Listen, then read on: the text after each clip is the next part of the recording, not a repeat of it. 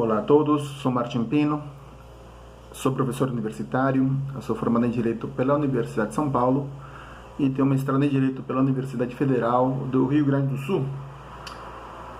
Vou tratar agora sobre a uberização ou plataformização das relações de trabalho, tendo como ponto principal o reconhecimento de vínculo de emprego entre as plataformas digitais e os seus respectivos trabalhadores, começando pela questão conceitual, também pela questão da subordinação, com a respectiva fundamentação legal e constitucional, e também sobre como o Tribunal Regional do Trabalho da 2ª Região São Paulo e Grande São Paulo estão tratando em seus respectivos acordos a respeito deste tema, em relação também ao Tribunal Superior do Trabalho, que também trata sobre o tema que vamos a tratar agora. E depois, as alternativas de como muitos trabalhadores por aplicativo estão saindo dessas plataformas para criarem suas próprias plataformas, suas próprias cooperativas. Como eles estão fazendo para sair disso. E também, como também os restaurantes estão também saindo dos aplicativos tradicionais para criarem também suas próprias cooperativas, suas próprias plataformas. Obviamente também vamos tratar as características de trabalho desses trabalhadores por aplicativo. Então, começando, o termo uberização não é o mais adequado, não é o mais correto, porque justamente você acaba lembrando de uma empresa bem conhecida no mercado. Então, por isso, mais correto é a plataformização, porque estamos tratando de plataformas digitais. Plataformas digitais pode ser em qualquer área de prestação de serviço, não necessariamente tem que ser uberização. Mais correto mesmo da doutrina estrangeira fala mais ainda sobre plataformização pela questão das plataformas digitais. A questão é que a sociedade está cada vez mais plataformizada. Todo mundo praticamente está usando as plataformas para tudo. Até para conseguir emprego, para conseguir comida, para comprar roupa. Então até para ter aulas online, por exemplo. Ou seja, a sociedade cada vez mais está mais plataformizada. Inclusive as plataformas digitais não estão chegando só, e não chegaram só aos trabalhadores de aplicativo no âmbito da entrega de alimentos. Os taxistas também já chegaram, já há um bom tempo, nos trabalhadores que já têm uma graduação específica em várias áreas. Mas isso parte do conceito de gig economy, ou economia gig, que foi idealizada pelo Prêmio Nobel de Economia, em 1991, pelo economista Ronald Coase, no livro A Natureza da Firma. Por quê? Porque antigamente, o que acontecia? As empresas queriam contratar mais empregados, então procuravam uma empresa terceirizadora. Essa empresa terceirizadora acaba por contratar outros empregados. Então, o gig economy praticamente acaba com a questão da empresa terceirizadora a respeito disso. Então, e também isso encontrou um campo muito forte, no âmbito das plataformas digitais atualmente. Mas é interessante salientar a origem conceitual disso. Então a questão é que cada vez mais essas plataformas usam algoritmos. Então esses algoritmos acabam justamente sugando dados dos taxistas, dos entregadores por aplicativo, inclusive de várias profissões, até de docentes, Mas o objetivo, na verdade, no âmbito dos taxistas por aplicativo, é que no futuro sejam substituídos por carros autônomos, tanto que esses algoritmos estão praticamente sendo alimentados pelos dados dos motoristas por aplicativo, no sentido de como eles dirigem, pelas ruas por onde eles andam. E mesmo estando parados, entre aspas, também estão trabalhando porque estão gerando dados. Mesmo sem fazer corrida, mesmo esperando algum cliente. Eles estão produzindo dados, e esses dados são muito importantes para os algoritmos, para as empresas de plataformas. A mesma coisa acontece com os entregadores de alimentos, né? Mesmo de bicicleta ou por moto, eles também, mesmo sem pedido nenhum, eles ficam esperando por algum pedido, mesmo assim eles estão produzindo dados. E também no futuro vão ser substituídos, né, por drones de entrega, tanto que a própria Anatel, a Agência Nacional de Telecomunicações brasileira, já autorizou o uso de testes para drones por entrega. E isso já existe nos Estados Unidos. E além disso, os carros autônomos já são uma realidade, né, no âmbito industrial.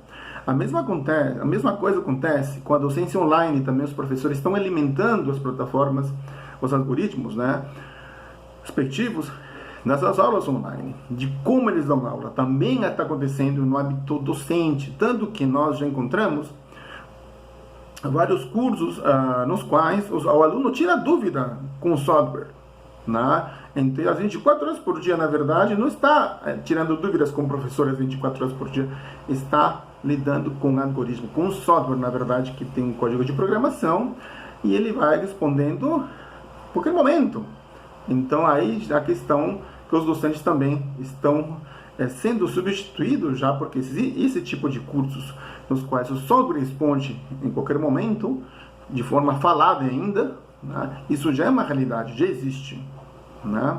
Então, o que acontece no mundo, né, dos trabalhadores por aplicativo? Então, o que acontece, né? Então, os trabalhadores estão muito apreensivos no âmbito da pandemia, na questão de transmitir o vírus aos seus familiares, porque tem grupos de risco, tem a questão do solto nas ruas. Infelizmente, para a maioria dos trabalhadores por aplicativo, trabalhar dessa forma não é uma escolha, é uma condição de subsistência decorrente de desemprego estrutural.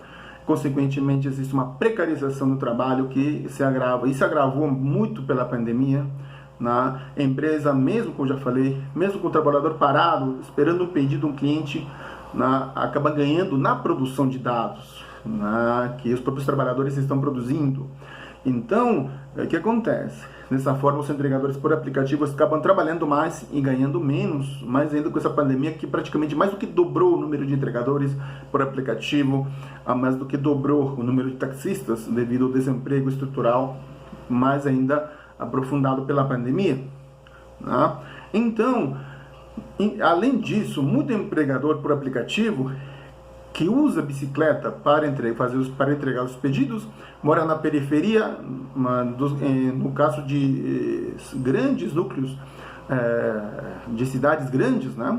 Então, o que acontece? Chega até relatos, né, de entregadores por aplicativo de bicicleta que tem que pedalar até 18 km só de ida para os grandes centros de pedidos, onde se concentram mais os pedidos, e depois 18 km de volta para as suas respectivas casas.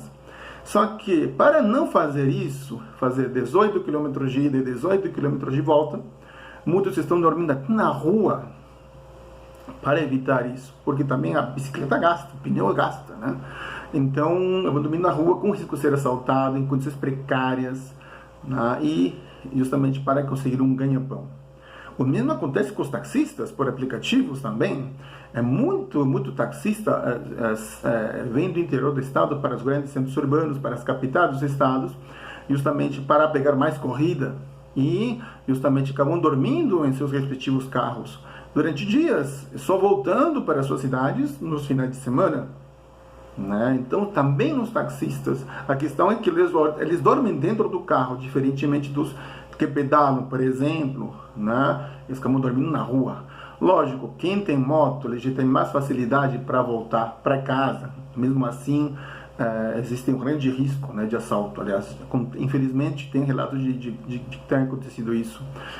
Além disso, também, o taxista acaba, quem não tem um carro propriamente, acaba alugando um carro por conta própria. Ele que banca a gasolina, as multas ele paga, e ele é responsabilizado quando acontece algum acidente de trânsito. A mesma coisa com o entregador de alimentos, né? Ele aluga a bicicleta, entrega alimento de um restaurante que ele não é empregado, a mochila ele que compra, e o risco é totalmente dele, a empresa acaba se isentando disso, né? Então imagina trabalhar por uma empresa e sofrer um acidente durante o expediente, né? E não receber qualquer apoio, precisar se ausentar por um tratamento médico sem ter uma renda mínima garantida durante esse período. Como a gente estaria para isso? Como faria a questão de despesa de aluguel da própria família? Como seria pensar, imagina um trabalhador trabalhar de forma exaustiva na rua sem acesso ao banheiro, água potável, local para descanso, refeição, correr o risco de contaminação na rua, sem receber qualquer tipo de equipamento de proteção, treinamento, assistência. Imagina trabalhar desse jeito e nem sabe quanto que vai ganhar no final do mês. Ou seja, trabalhador apenas deveres e praticamente sem direitos. Para a maioria deles, o trabalho por meio de aplicativo não é uma escolha, é uma condição de subsistência decorrente de um desemprego estrutural, um processo de precarização do trabalho que se agrava perante a pandemia, né? Então, além disso, o trabalhador por aplicativo não tem uma autonomia para colocar a taxa de entrega, ou da corrida, ou da prestação de serviço. Depois dizem que ele é autônomo. É a empresa que determina o valor da taxa, o valor da corrida. A empresa avalia também a prestação de serviço que não é enviado para o consumidor, né? Essa avaliação não é enviada para o consumidor, fica com a empresa.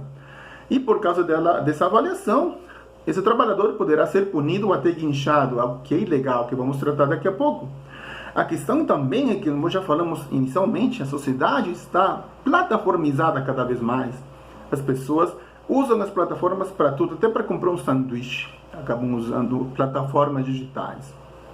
Então, até para conseguir uma faxineira, ou até, inclusive até profissionais liberais, e não liberais também, né?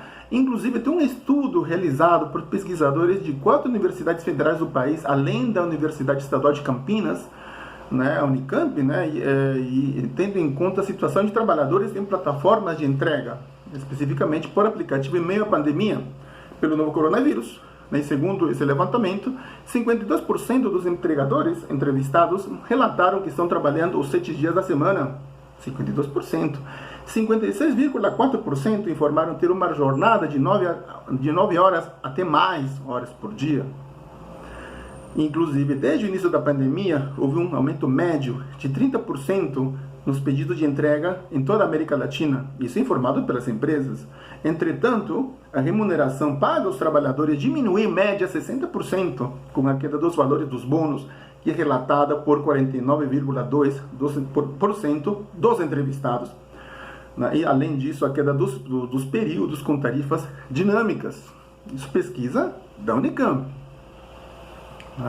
E de cada 10 entrevistados, continuando, 6 afirmaram não ter recebido nenhum apoio da empresa para diminuir os riscos de contaminação durante a realização de sua atividade profissional. E entre os 37,3% restantes, a maioria relatou ter recebido apenas orientações de como reduzir o contato com os consumidores de serviços. E apenas 19,4% disseram ter recebido álcool em gel das empresas. E o que diz a CLT? Nós temos aqui o artigo 2º da CLT que fala: considera-se empregador a empresa individual ou coletiva que, assumindo os riscos da atividade econômica, admite, assalaria e dirige a prestação pessoal de serviço.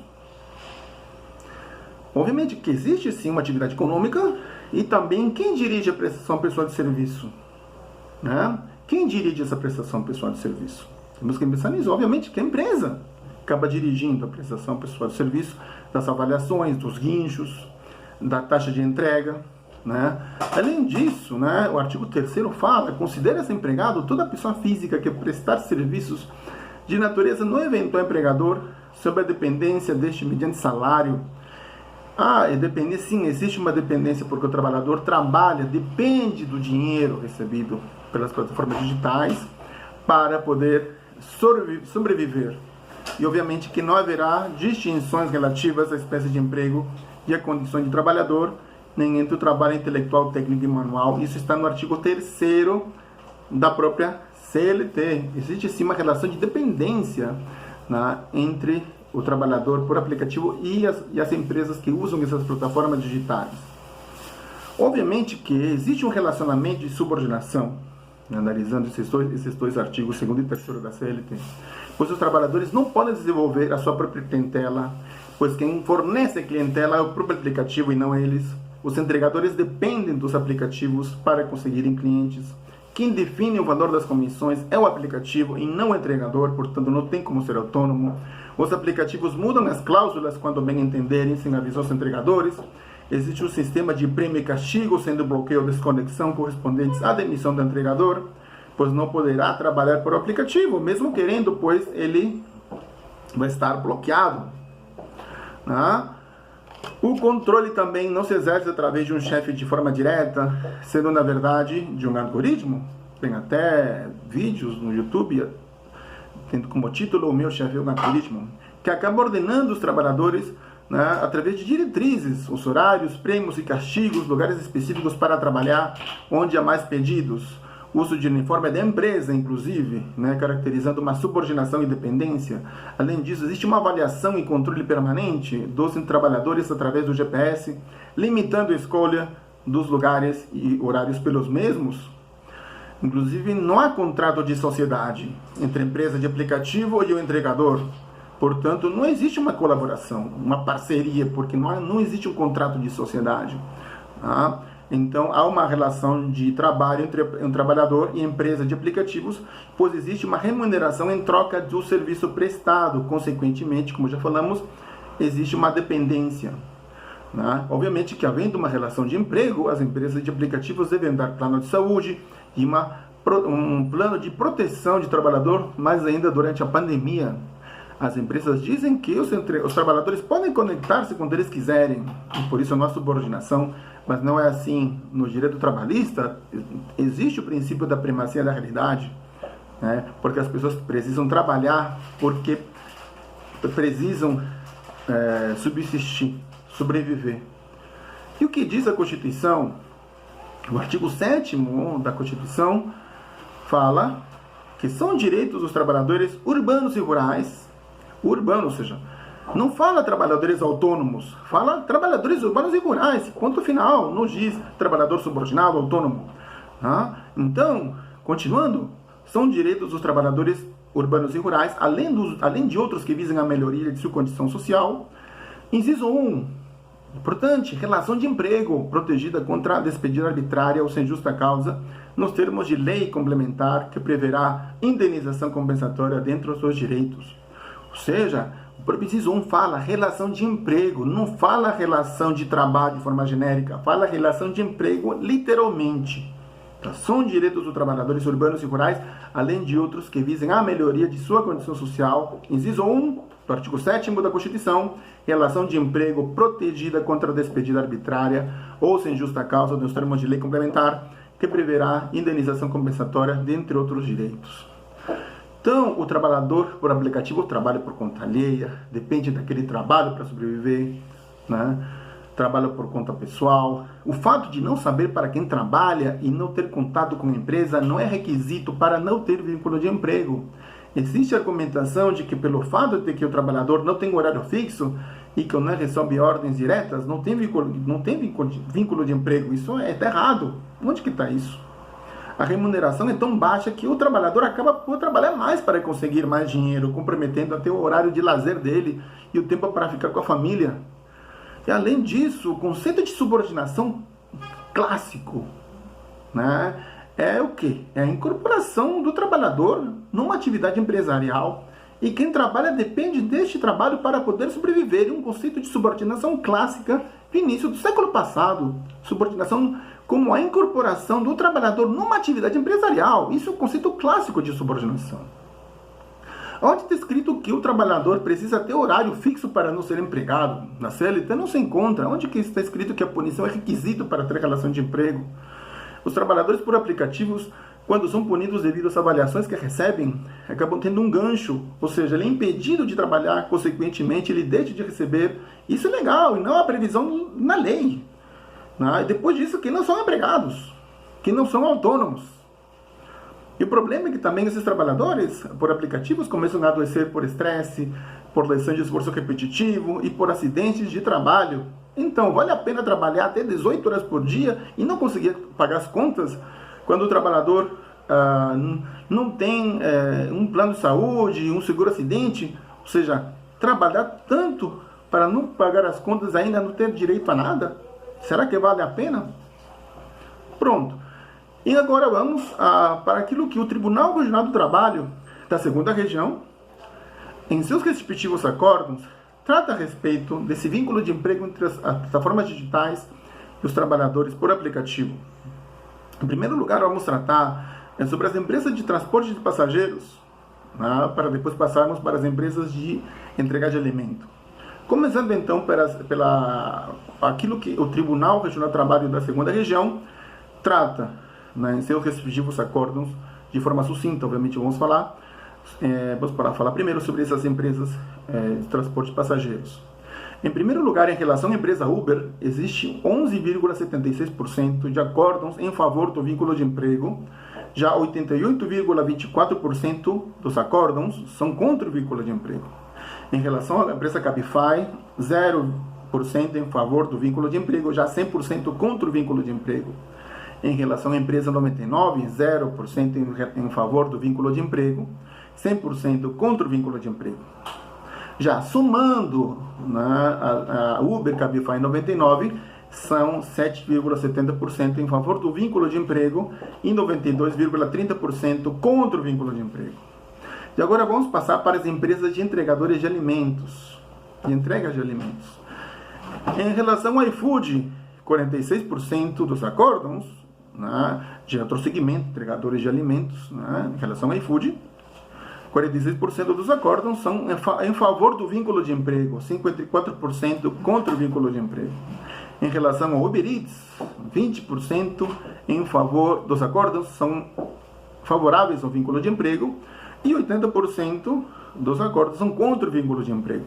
Somando Uber Eats e iFood, os 42% dos acordos deste DRT são em favor do vínculo de emprego e 58% são contra o vínculo de emprego. Aqui existe uma diferença em questão de percentagem em relação às empresas de transporte de passageiros. Então, justamente, no caso das empresas de entrega de alimentos, a Uber Eats consegue sucesso na justiça em relação ao não reconhecimento do vínculo de emprego em relação ao iFood. Ou seja, os trabalhadores do iFood têm mais reconhecimento do vínculo de emprego em relação ao Uber Eats. Então, e no caso das empresas de transporte de passageiros, as empresas Cabify 99 levam uma ligeira vantagem com a Uber em relação ao não reconhecimento do vínculo de emprego. Já tem uma coisa interessante no Tribunal Superior do Trabalho, também é 2 segmentos. No primeiro segmento, vamos tratar agora da relação em relação à empresa de transportes de passageiros Uber. No TST foram encontrados 12 acordos, só que desses 12 acordos, 0% foram em favor do reconhecimento de vínculo de emprego. Já 100% desses 12 acordos foram contra o reconhecimento do vínculo de emprego. Isso em relação à empresa de transporte de passageiros Uber. Já em relação à empresa de entrega de alimentos, que é diferente da anterior, especificamente do iFood, foi encontrado um acordo só, e esse acordo só foi favorável ao reconhecimento do vínculo de emprego. Ou seja, 100% foi em favor do reconhecimento do vínculo de emprego, mas em relação à empresa de transporte, de entrega de alimentos, a iFood especificamente. Então, existe sim uma relação interessante aqui. Então, somando tudo, com o entendimento desses acordos, então, as empresas acabam operando de modo que o motorista labora em favor dessas empresas e esse trabalhador que trabalha para os aplicativos, tendo em conta o conjunto dos acordos analisados, lógico, tendo em conta o entendimento em favor do reconhecimento do vínculo de emprego, existe sim, segundo esses acordos, que existe pessoalidade, não eventualidade, onerosidade e subordinação, ou seja, o reconhecimento do vínculo de emprego entre eles é medida que se impõe. Além disso, existe um sistema colaborativo formado por empreendedores de si mesmo, o que provocou um retrocesso social da precarização das relações de trabalho. Apesar de todos esses conceitos inovadores e modernos inerentes à chamada gig economy, não se deve esquecer do que permanece e do que é objeto de estudo do direito do trabalho, desde o seu nascimento, ou seja, os conceitos de empregado e de empregador são muito importantes, tem que ficar acima dessa economia chamada gig economy.